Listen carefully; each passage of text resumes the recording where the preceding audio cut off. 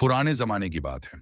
अरब की रेतीली जमीन पर एक ऐसा दरवेश रहता था जो दुनियावी ऐशो आराम से बिल्कुल बेखबर था।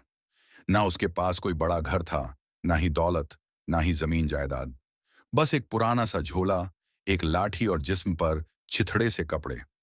लोग उसे मुसाफिर दरवेश कहते थे, क्योंकि उसका कोई ठिकाना ना था। वह कबीले से कबीले, गांव से गांव और शहर से शहर सफर करता, और जहां रात हो जाती वहीं ठहर जाता। उसका दिल मगर इतना साफ था कि लोग उसकी सूरत देखकर तसल्ली पाते। उसके चेहरे पर हमेशा एक अजीब सुकून और रोशनी झलकती थी। जब वह चलता तो लोग उसके कदमों की आहट को भी बरकत मानते।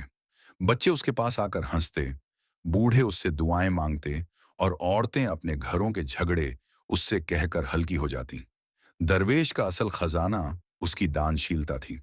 वो जहां भी जाता अपने साथ थोड़ी बहुत रोटी लेकर चलता, और वही रोटी राहगीरों, गरीबों और भूखों में बांट देता। उसके पास खुद के लिए कभी कुछ ज्यादा ना बचता। मगर अजीब बात यह थी कि वह कभी भूखा ना सोता। अल्लाह ताला जैसे उसकी जिंदगी का जिम्मा खुद उठा चुका था। एक दफे की बात है, वो एक लंबे सफर पर निकला। धूप बेहद तेज थी और रास्ता रेगिस्तान का। कई दिनों से लगातार सफर करने के बाद उसके पैरों में छाले पड़ गए। जिस पानी की मशक वो साथ लाया था, वह भी अब खाली हो चुकी थी। मगर उसकी जुबान से शिकायत का एक लफ्ज भी ना निकला। बस उसने आसमान की तरफ देखा और कहा, ए मेरे पालनहार, तू ही मेरा सहारा है। तू ही मुझे रास्ता दिखाता है। अगर तू ना चाहे तो मैं एक कदम भी ना बढ़ा सकूं। मगर तू है तो सब आसान है। यही तवक्कुल उसकी असली ताकत थी। कुछ देर बाद वो एक छोटे से गांव पहुंचा। गांव के लोग बहुत सादे थे, मगर हालात से परेशान। कई दिनों से सूखा पड़ा था। खेत बंजर हो चुके थे। कुएं का पानी भी सूखने लगा था। लोगों के चेहरों पर भूख और बेबसी की लकीरें साफ झलकती थीं। दरवेश गांव की मस्जिद के बाहर एक पेड़ के नीचे बैठ गया। थोड़ी देर बाद गांव के बच्चे उसके पास जमा हो गए। किसी ने उसका झोला खींचा, किसी ने उसकी लाठी पकड़ी, और किसी ने उसके फटे कुर्ते को देखकर हंसी की। मगर दरवेश सिर्फ मुस्कुराता रहा। उसने अपने झोले से एक रोटी निकाली। रोटी इतनी पुरानी थी कि सख्त हो चुकी थी, मगर दरवेश ने उसे तोड़ा और बच्चों की तरफ बढ़ाया। बच्चे भूख से इतने बेहाल थे कि झपट कर रोटी लेने लगे। दरवेश ने प्यार से उन्हें रोका और कहा, बच्चों, रोटी झगड़ कर मत लो। अल्लाह का दिया बांट कर खाओ, तभी बरकत होगी। उसने रोटी के छोटे छोटे टुकड़े किए और हर बच्चे को बराबर हिस्सा दिया। बच्चे रोटी पाकर ऐसे खुश हुए जैसे उन्हें सोना मिल गया हो। उनकी आंखों में चमक आ गई। यह मंजर देखकर मस्जिद का इमाम बाहर आया। उसने दरवेश की हालत देखी और कहा, ए अजनबी, तू खुद भूखा है और अपनी रोटी दूसरों को बांट रहा है। क्यों? दरवेश ने धीमी आवाज में जवाब दिया, क्योंकि जब मैं दूसरों का पेट भरता हूं तो अल्लाह मेरा पेट भर देता है। मैंने कभी हिसाब नहीं रखा कि मैंने कितना दिया और मुझे कितना मिला। मगर मैंने हमेशा यह देखा कि देने से कमी नहीं होती, बल्कि बरकत होती है। गांव के लोग जो दूर खड़े यह मंजर देख रहे थे, दरवेश की बातों से हैरान रह गए।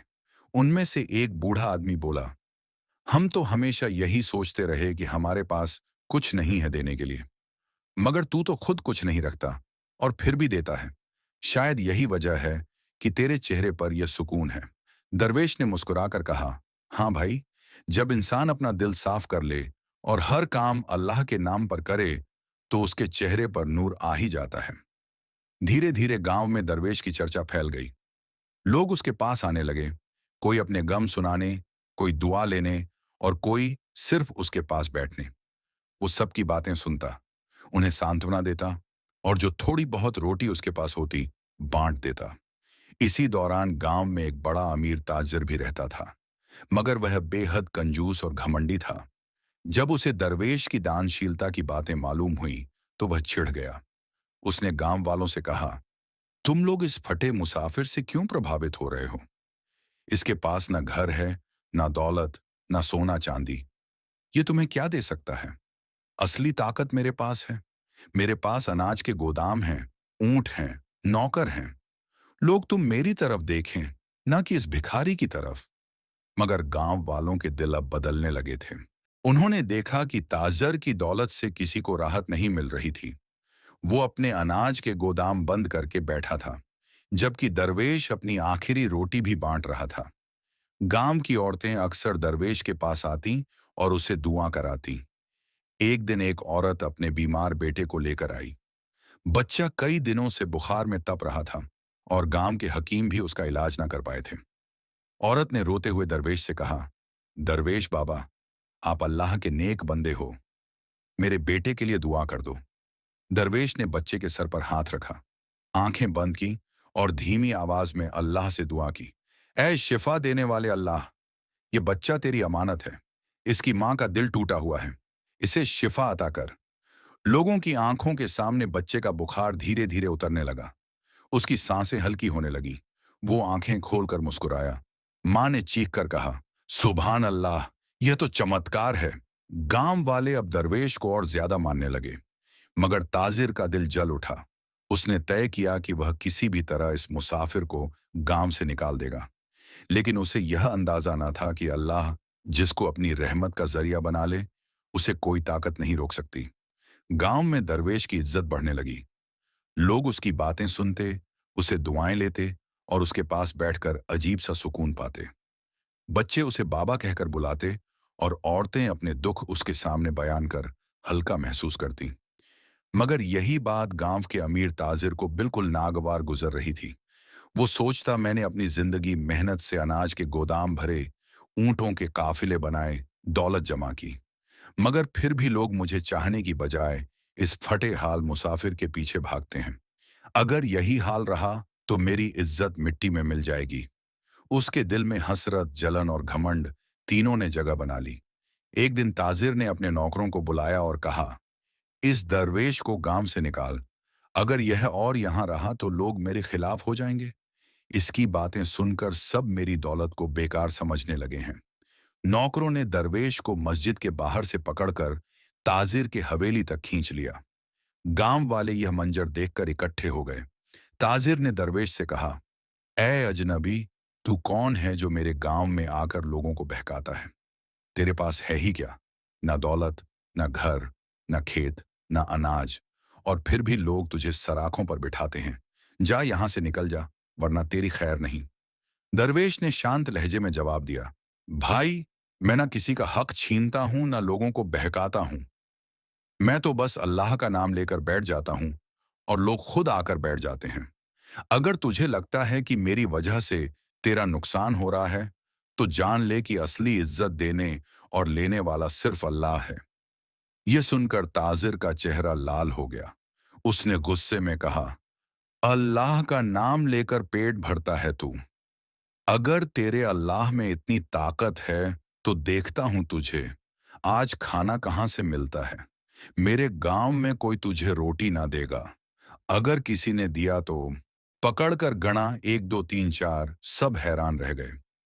वाह, वाकई तुम अक्लमंद हो। हम अब तुम्हारे गुलाम हैं। घड़सवार उन्हें अपने घर ले आया। एक को कहा, मेरी मां की खिदमत करना, उस पर मुक्की भी ना बैठने देना।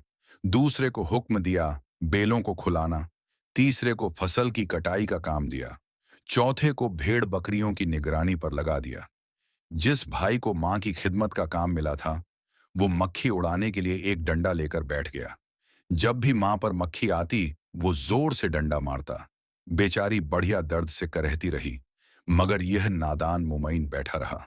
कई बार डंडे पड़ने के बाद बढ़िया जान से हाथ धो बैठी। जब वो बिल्कुल खामोश हो गई, तो भाई ने सोचा, ये तो सो गई है, और इस पर चादर डालकर एक तरफ जा बैठा।